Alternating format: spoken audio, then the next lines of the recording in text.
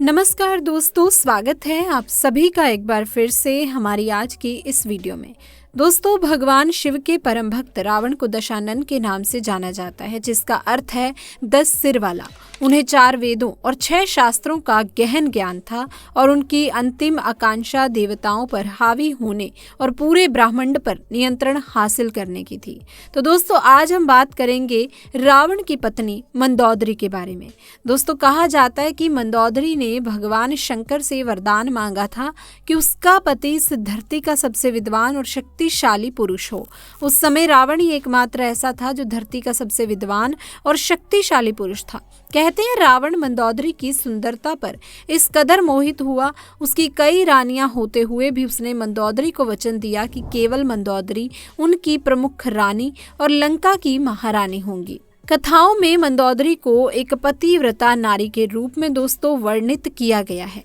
हिंदू पुराणों में उल्लेखित एक कथा के अनुसार मधुरा नाम की एक अप्सरा हुआ करती थी, जो दोस्तों भगवान शिव से काफी ज्यादा प्रभावित थी। इसीलिए एक बार वो उनसे मिलने कैलाश पर्वत पर पहुंच गई।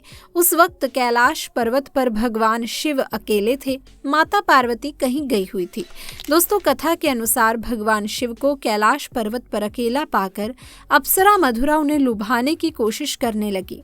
कुछ देर के बाद जब माता पार्वती कैलाश पर्वत पर आई तो उन्होंने अप्सरा के शरीर पर भस्म लगा हुआ पाया।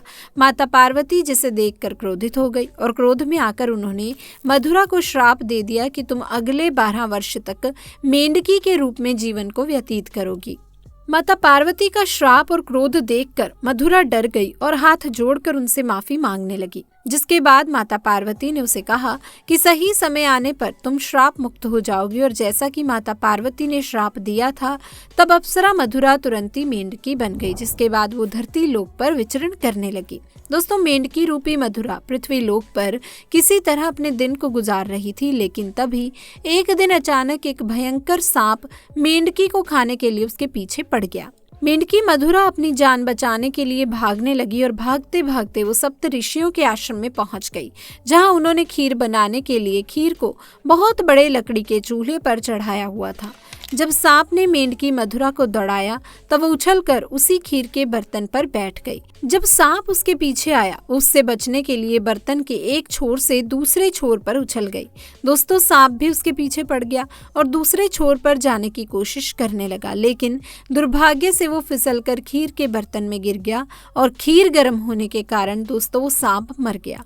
किंतु अब मेंढकी बनी मधुरा को ये चिंता सताने लगी कि जब ऋषिगण यहाँ आएंगे और वो ये खीर खाएंगे तो जहरीले सांप की वजह से उनकी मृत्यु हो जाएगी। और मधुरा ये हरगिज नहीं चाहती थी कि उसकी वजह से सप्त ऋषियों की जान जाए। इसीलिए वो वहीं बैठकर ऋषियों का इंतजार करने लगी। जैसे ही ऋषि वहां आए तो वो उनके सामने ही तुरंत खीर के बर्तन में कूद गई। ऋषियों ने मेंढकी को बर्तन में कूदते हुए देख लिया, इसीलिए उन्होंने सोचा कि अब तो ये खीर खाने योग्य नहीं है और उन्होंने खीर को वहीं पर फैला दिया। दोस्तों, खीर फैलाने पर उन्होंने देखा कि इस बर्तन में मेंढकी के अलावा एक सांप भी मरा हुआ है। ये देखकर सभी ऋषि समझ गए कि मेंढकी ने हम सबकी जान को बचाने के लिए अपने प्राणों का बलिदान दे दिया। मेंढकी की इस दरियादिली को देखकर सभी ऋषियों ने अपनी शक्ति से उस मेंढकी को जीवित कर दिया और उस कन्या का स्वरूप उसे दे दिया, जिससे दोस्तों अब मधुरा मेंढकी से एक सुंदर कन्या बन गई। किंतु लोक समाज के डर से ऋषियों ने इस कन्या को अपने साथ नहीं रखा। उन्होंने महर्षि कश्यप के पुत्र मायासुर को बुलाकर उस कन्या को सौंप दिया।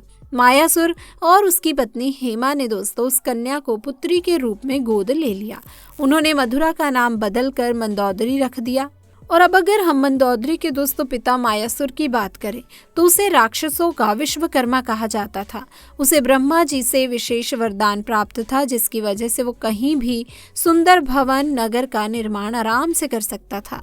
मायासुर ने ब्रह्मा से प्राप्त वरदान के प्रभाव से ही अपनी पत्नी हेमा के लिए मंडूर जैसे खूबसूरत नगर का निर्माण किया था, जो कि दोस्तों वर्तमान में जोधपुर का मंडोर है।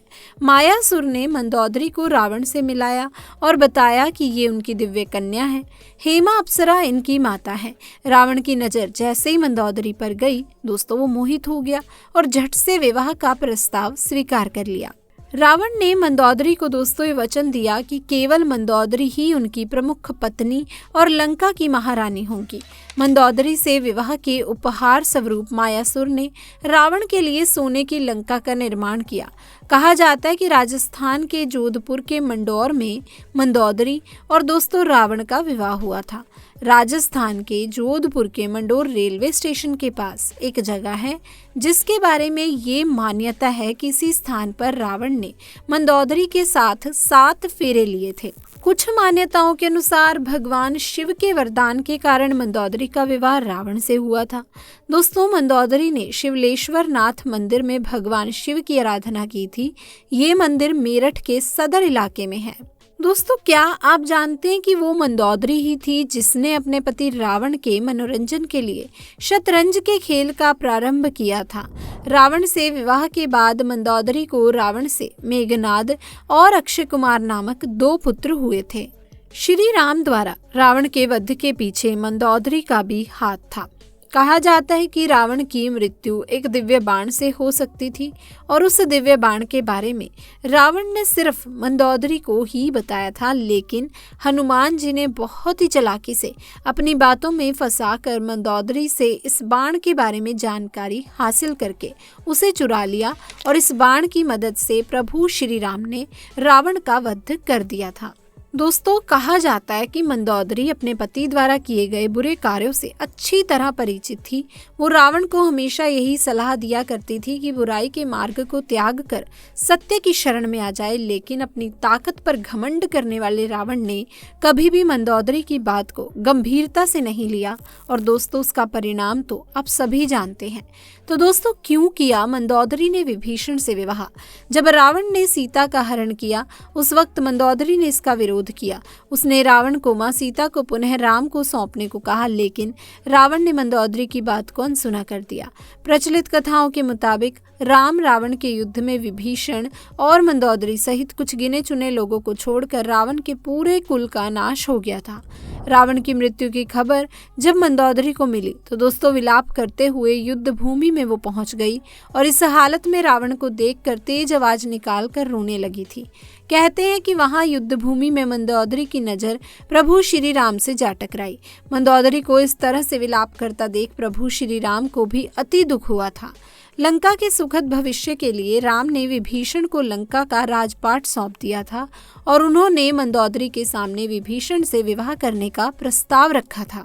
लेकिन दोस्तों, उस समय मंदोदरी ने उसका कोई उत्तर नहीं दिया, जिसके बाद प्रभु श्री राम अपनी पत्नी सीता और भाई लक्ष्मण के साथ वापस अयोध्या लौट गए। वहीं दूसरी तरफ मंदोदरी ने रावण की मृत्यु के शोक में खुद को लंका के महल के कमरे में कैद कर लिया। बहुत दिनों तक इस कमरे में कैद रहने के बाद वो बाहर निकली और उसने विभीषण से विवाह कर लिया। लेकिन कुछ विद्वान इस बात को सीधे तौर पर नकारते हैं।